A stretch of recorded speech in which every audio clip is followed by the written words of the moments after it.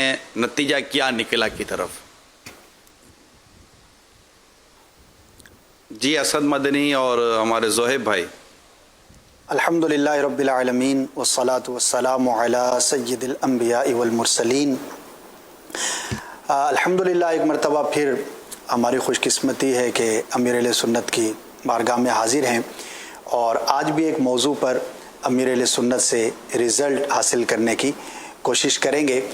और आज का जो हमारा मौजू है शायद लाखों की ये नुमाइंदगी होगी, बहुत सारे लोग इस बारे में सोचते होंगे और तज़ब्ज़ुब का शिकार होते होंगे, कन्फ्यूजन का शिकार होते होंगे। तो अमीर अहले सुन्नत से उस मौजू पर रहनुमाई हासिल करने की सादत हासिल करेंगे। और आज का मौजू अमीर अहले सुन्नत की बारगाह में ये अर्ज़ है कि एक तादाद है जो इस कन्फ्यूजन का शिकार रहती होगी कि ज़िंदगी ही में अपनी जायदाद को तकसीम कर देना चाहिए या नहीं करना चाहिए, और वसीयत कर दें या विरासत के तौर पर जो तकसीम कारी होती है मरने के बाद उस पर छोड़ देना चाहिए। दोनों तरफ के दलाइल लोगों के पास होते हैं, दोनों तरफ के लोग गुफ्तगू करने वाले होते हैं। एक गिरोह तो वो है लोगों का जो ये सोचता है कि ज़िंदगी में अपनी जायदाद को अपनी औलाद में या रिश्तेदारों में तकसीम नहीं करना चाहिए, और उसका कई पहलू हैं। एक पहलू ये बयान किया जाता है कि अगर ज़िंदगी ही में अपनी जायदाद को मैंने तकसीम कर दिया तो फिर मैं आजमाइश में आ सकता हूँ। और एक बड़ी वजह जो बयान की जाती है, ख़ास तौर पर अगर औलाद को ज़िंदगी ही में जायदाद का मालिक बना दिया और तकसीम कर दिया तो फिर मेरी वैल्यू नहीं रहेगी। वो औलाद जो मेरा अदब करती थी शायद जायदाद तकसीम करने के बाद ना करे, शायद मेरी ज़रूरत वैसी महसूस ना करे जैसे कि पहले थी, एक रग़बत थी उनको जायदाद की वजह से। तो एक पहलू जो है ये बयान किया जाता है, तो क्या फरमाते हैं अमीर? लेकिन इसमें असद भाई यूं भी तो है ना एक पहलू कि ये सारी जो उसने कमाई की थी ये अपनी उसी औलाद के लिए तो की है, और ये सब इंसान सारी ज़िंदगी मेहनत करता है, अपनी औलाद के लिए जमा करता है, और वो चाहता है कि जो दुख तकलीफ़ें उसने देखी हैं वो उसकी औलाद ना देखे। तो उसकी ज़िंदगी में ही तो ये राइट टाइम है कि अगर अपनी ज़िंदगी में तकसीम कर देगा तो औलाद के दरमियान मोहब्बत भी रहेगी, उनमें कोई झगड़े भी नहीं होंगे, और जिसको जो मिलना चाहिए, जो जिसका हक है वो उसको मिल भी जाएगा। तो बेहतर ये नहीं है कि अपनी ज़िंदगी के अंदर जो है वो तकसीम कर दे ताकि औलाद जो है वो बाद में नफ़रतों का शिकार ना हो। तो ये भी तो एक पहलू है, और ये सारी मेहनत भी इसी वजह से कर रहा होता है। मतलब होगा ये कि तीसरा आदमी भी आपके साथ चलेगा, तीसरे इस्लाम भाई हैं हमारे साथ जो आपके साथ शरीक होंगे, जिसका इस मौजू पे रहा भी नहीं जा रहा है। ये इनसे निकल रहा मौजू अंदर में ना, तो ये रुकेगा नहीं। मसला ये है कि ये जो नतीजा अमीर सुन्नत के पास है। जी जी बिल्कुल नतीजा। जी अभी तो पहलू ही गुफ्तगू हो रहे हैं। जी देखिए, एक तो आपने फरमाया कि ज़िंदगी में जायदाद की तकसीम, इस बारे में तो मेरा अपना पॉइंट ऑफ व्यू भी यही है कि ज़िंदगी में जायदाद की तकसीम करने से तो वाकई ये बाज़ औक़ात देखा भी गया कि फिर वालिदैन की वैल्यू कम हो जाती है, और ऐसा भी हुआ कि बाज़ लोगों ने सारा ही तकसीम कर दिया तो बाप के पास कुछ नहीं रहा। कुछ समझदार लोगों ने ये ज़रूर किया कि ज़िंदगी में अपने और अपने बच्चों को गोया एक तरह से पार्टनर बना लिया, अपना हिस्सा भी रखा और मर्द ने अपनी ज़ौजा का यानी अम्मी अब्बू दोनों का हिस्सा भी रखा गया और बच्चों का भी हिस्सा हो गया। तो बच्चों को भी एहसास जिम्मेदारी हुआ कि हम इस पूरे कारोबार में या इस पूरे काम में हम सब भी हिस्सेदार हैं। एक बात, लेकिन यहाँ जो एक और बड़ी गलती की जाती है ना, जो बाद में आपने एक जुमला कहा कि बच्चों में प्यार रहे, बच्चों में बाद में मरने के बाद बुजुर्गों के जो लड़ाई झगड़ा होता है उसकी एक बड़ी वजह यह होती है कि कुछ चीज़ें गुंजलक कर दी जाती हैं, कुछ चीज़ें मुबहम कर दी जाती है, क्लियरिफाई नहीं होता है। आप किसी बेटे के घर गए तो बाप ने कह दिया बेटा मरने के बाद जो है ना ये फैक्ट्री तेरी या ये कारोबार तेरा होगा। बेटी के घर पे माँ गई तो माँ ने उसको कुछ कह दिया। अगर कुछ वसीयत करनी भी थी तो वो कोई क्लियर नहीं किया, आधी आधी बातें कर दी, सोना उसको दे देना, फला चीज उसको दे देना। अब वालिदैन के इंतकाल के बाद बच्चे कस्में खा रहे हैं कि अम्मी ने मुझे ये कहा था, अब्बू ने मुझे ये कहा था, लेकिन लिखा हुआ कहीं नहीं है, सबको बिठा के कुछ नहीं कहा था, और फिर बाद में दस्तों गिरेबान होते हैं। तो अगर कोई वसीयत भी करनी کرنی ہے تو وہ بچوں کو بٹھا کر لکھ کر جو شرعی طریقہ ہے اس کے مطابق کہ کتنا % ہم کسی کے لیے وصیت کر سکتے ہیں، اور اس کے بعد اس کی شرعی تقسیم کاری ہونی چاہیے.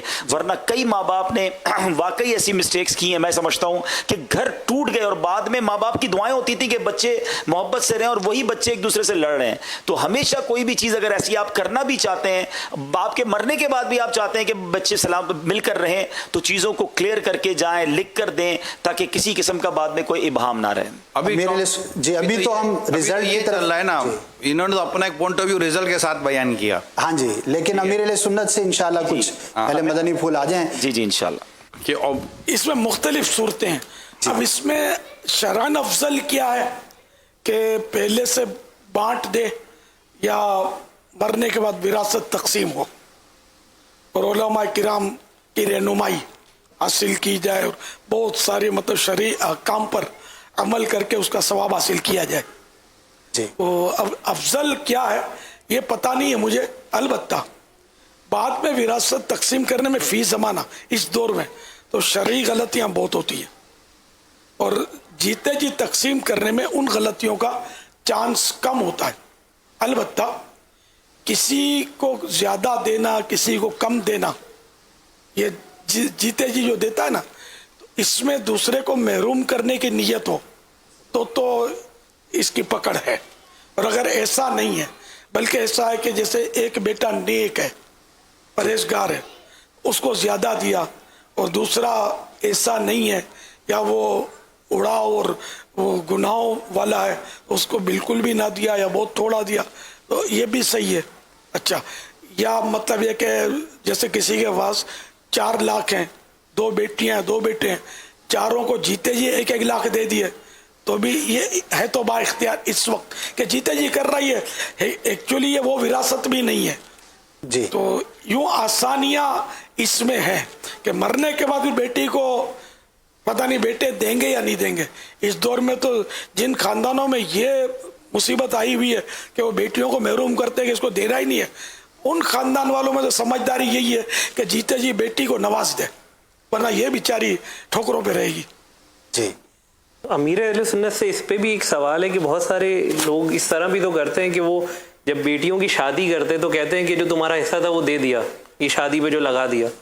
تو یہ کیا درست ہوتا ہے؟ نہیں، یہ درست نہیں ہے. بھلے یہ بانٹ بھی دیا نا، مثال کے طور پر 4 لاکھ روپے تھے، چاروں کو بانٹ بھی دیے. اب یہ دنیا سے جب بھی گیا تو اب بھی اس کی جو بھی چیزیں اس نے چھوڑی ہیں، کپڑے ہیں، چشمے ہیں، گھڑی ہے، کوئی دوسری رقم ہے، سامان ہے، سوئی دھاگا ہے، پتیلی چمچی ہے، یہ ہر چیز میں وارثوں کا حصہ اب بھی ہے. یہ نہیں کہ بانٹ دیا تو اب یہ ختم اور یہ اب جو چاہے اٹھا کے لے جائے، یہ پھر وارثوں کا ہے. جی امیر علیہ سنت کی بارگاہ میں ایک اور پہلو بھی عرض کرنا چاہوں گا کہ جن لوگوں کا یہ خیال ہوتا ہے کہ ہم نہ دیں اور وہ مال تقسیم نہیں کرتے، تو ایک کانسیپٹ یہ بھی ہوتا ہے کہ اگر ہم نے بغیر محنت کی اتنی بڑی رقم اپنی زندگی ہی میں ارلی ایج کے اندر سپرد کر دی تو ان کو اہمیت نہیں ہوگی، کیونکہ میں نے جس طرح سے کمایا، زیرو سے میں اوپر آیا، سٹارٹ کیا بالکل انیشیل سٹیج سے، تو اب اگر ایک دم سے مال دے دوں گا تو پھر ان کے نزدیک وہ محنت، وہ کوشش اور وہ در کی ٹھوکریں کھانا، وہ چیزیں جب یہ نہیں دیکھیں گے تو ان کے اندر وہ میچیورٹی نہیں آئے گی. تو ایک پہلو یہ بھی بیان کیا جاتا ہے کہ بھئی ہم چاہتے ہیں کہ یہ لوگ تھوڑی بہت دے دی لیکن اپنی محنت سے کمائیں تاکہ ان کو احساس ہو کہ بھئی کمایا کیسے جاتا ہے. لیکن اس کے برعکس یہ پہلو بھی تو نکلتا ہے نا کہ اگر وہ اپنی زندگی کے اندر ہی دے دیں گے تو جو اتنی محنت سے انہوں نے سب کچھ بنایا ہے تو مرنے کے بعد بھی تو وہ اولاد میں جانا ہے، تو اس وقت اگر وہ ضائع کر دیں گے تو کیا؟ اس وقت اگر آپ دے دیں گے تو کم از کم اگر وہ کوئی غلطی کر رہے ہوں گے تو آپ گائیڈ کر سکتے ہیں، اپنی اس محنت کو بھی بچا سکتے ہیں اور اپنی اولاد کو بھی سنوار سکتے ہیں. تو یہ بھی تو ایک پہلو ہے کہ اگر زندگی میں دے دیا تو یہ فائدہ ہوگا. یہ اس میں واقعی مختلف پہلو ہیں. جی زہیب بھائی نے جو بات بتائی وہ بھی ویلڈ ہے، آپ نے جو فرمایا وہ بھی کسی حد تک سمجھ میں آ رہی ہے. حاجی اسد نے جو فرمایا کچھ میں نے بھی عرض کیا تھا، آپ کی بات تو بالکل یعنی کہ بہت سمجھ میں آنے والی بات ہے. وہ تو آپ نے یہ کہا نا بانٹ بھلے دے لیکن اس کا طریقہ وہ تو وصیت، پھر وصیت کا کہ مرنے کے بعد، تو مرنے کے بعد وہ ورثہ تقسیم ہو، یہ تو آپ تو اس طرف گئے ہیں. زندگی میں اگر بانٹنا ہے نا تو اس میں بھی یہ غلطی کرتے ہیں کہ جیسے آپ نے فرمایا کہ کوئی ایک بچہ ہے اس کو زیادہ دینے کا جی چاہ رہا ہے، تو اس میں بھی بعض اوقات اس کی ایک وجہ تو بہت ہی کم ایسی وجہ ہوتی ہے کہ نیک اور بد کی طرف جاتے ہیں، اس طرف تو لوگوں کا ذہن بہت کم ہوتا ہے. غریب اور امیر کا مسئلہ ہو جاتا ہے. ایک بچہ یعنی دو بیٹے ہیں یا بھائی بہن ہے اور ایک بہن بہت غریب گھرانے میں ہے یا وہ بڑے ڈاؤن ہو گئے ہیں، یا ایک بیٹا ہے جو بڑا نیچے رہ گیا، اب باپ چاہتا ہے کہ میں اس کو سپورٹ کروں اور میں اس کو تھوڑے زیادہ دے دوں تو یہ بھی اپنے پیروں پہ کھڑا ہو جائے. تو اس میں بھی کرنا یہ چاہیے کہ جس بیٹے کو کم دینا ہے اس کو پہلے اعتماد میں لے کہ بیٹا اگر ہم مل کے تھوڑی اس کی میں مدد کر دیتا ہوں، تمہیں تھوڑے کم ملیں گے، اس کو زیادہ ملیں گے، تمہارا بھائی یہ کھڑا ہو جائے گا. تو بھائیوں میں محبت رہے گی. اگر باپ نے ایک کو زیادہ دیا ایک کو کم دیا تو اب حسد شروع ہو جائے گا اور اندر لڑائیاں شروع ہو جائے. باپ کے بھی خلاف ہو جاتے ہیں بیٹے کہ باپ اس کو نوازتا ہے مجھے نہیں دیتا. برابر ہے. اگر کرنا ہے تو اعتماد میں لے کے کرے، ورنہ پھر بند مٹھی سے کرے، پھر ورنہ تو بڑا مسئلہ خراب ہو جائے. اس میں جیسے حضور آپ نے جیسے ارشاد فرمایا نا کہ نیک اور بد کی تقسیم یا جو بھی ہے، اگر کیا یہ ہو کہ اگر والد اپنی جیتے جی کچھ دینا چاہتا ہے اور کسی کو کم کسی کو زیادہ برابر یا جو بھی ہے، کیا ہم آج مدنی چینل کے ذریعے ایسا کوئی بھی والد یا کوئی جیسا سن رہا ہے کہ جس کے لیے یہ چیزیں ہم بیان کر رہے ہیں کہ اس کو ایسا لگتا ہے کہ ہاں میرے پاس ایسا کچھ ہے کہ میں کروں، تو اس کو چاہیے نہیں کہ وہ اگر اس کے ذہن بن جاتا ہے کہ یار میں کیا کروں، تو وہ ہمارا فون نمبر رکھ لے دارالافتاء اہل سنت کا، اور وہاں پر یہ کہہ دے کہ بھائی یہ اس طرح کی مطلب کہ میں نے سنا اور میں چاہتا ہوں کہ اپنے جیتے جی دوں، میں اس اولاد کو کیسے دے دوں، بیٹی کو کیسے دے دوں. تو یہ جو ڈسکشن ہے یہ لے لے اور پھر اس کے بعد لکھوا لے کہ اس کو آپ یوں کریں گے تو بہتر ہوگا. اور وہ لکھوا ہوا پھر اگر اپنی اولاد میں یہ بیان کرتا ہے کہ دیکھو میں نے مطلب میں چاہتا تھا کہ میں جیتے جی یہ کام کروں اور میں نے اس سے اسلام و دین کے تعلق سے اس میں رہنمائی لی ہے اور مجھے یہ رہنمائی ملی اور میں چاہتا ہوں اس رہنمائی کے تحت میں کروں. اب سب ایک ساتھ بیٹھ کے جب سن لیں گے تو کس کو کیا کنفیوژن آئے گی کہ ہمارے والد صاحب نے ہمارے بارے میں یوں کیوں کیا، یوں کیوں کیا، یوں کیوں کیا. تو اگر اور پھر اس کا بھی تسلی ہوگی کہ میں نے جو کچھ کیا وہ میں نے شریعت کے مطابق اور دین کے جو احکام ہیں اس کے مطابق کیا، نہ میں نے ظلم کیا نہ مجھ پر ظلم ہوا. اور فیوچر میں اس کو اپنے آپ کو کیسے سیکیور کرنا ہے کہ کتنی سانسیں باقی ہیں ان کو بھی نہیں پتہ. تو اپنے فیوچر کے تعلق سے اگر جو ان کو سمجھ میں آتا ہے وہ اس طرح کا سیف اینڈ سیکیور اور ترکیب بنا لے تو یوں نہیں لگتا کہ بھائیوں اور بہنوں میں بھی اختلاف اور ناراضگی کی صورت نہیں رہے گی. ورنہ ہوتا یہ کہ چونکہ کلیئر نہیں کرتے والد صاحب ہی کہ میں نے کیوں کیا ہے تو یہ ایک دوسرے کے بارے میں غلط فہمیاں رہتی ہیں. ہاں مطلب اس میں مختلف پہلو ہیں، وہ کئی پہلو ہیں. جیسے کہ حاجی عبدالحبیب نے کتنی اچھی بات بتائی نا کہ ایک بھائی کمزور ہے ایک بھائی طاقتور ہے، تو کمزور کو اٹھانے کے لیے طاقتور کو اعتماد میں لے لے. جی جی. اب یہ دیکھو اس طرح کے فقہی جزئیات تو ملنے سے رہے ہوں تو پتہ نہیں ہے مجھے، یہ تجربہ بھی سکھاتا ہے. جی.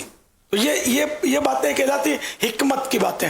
جی. تو اس طرح حکمت عملی کے ساتھ مگر شریعت کے دائرے میں رہتے ہوئے اگر یہ تقسیم کریں گے نا تو یہ خاندان سکھی ہوگا، ورنہ پھر اسی طرح اگر مشکلات کھڑی ہو سکتی ہیں. دو بھائی میں ایک بھائی کمزور ہے نا تو جو کمزور ہوتا ہے نا اس کو امیر بھائی سے بھی بعض اوقات حسد ہو جاتا ہے. اب باپ چاہتا ہے کہ یہ دونوں مل کر رہے ہیں، میرے بعد بھی مل کر رہے ہیں. تو ایک اور طریقہ بھی لوگ کرتے ہیں کہ جو بیٹا خوشحال ہے اسی کو باپ نے پیسے دیے کہ بیٹا یہ پیسے لو اور اب اپنی طرف سے تم چھوٹے بھائی کو دے دو، یہ میں نے تمہیں دیے اب تم دے دو.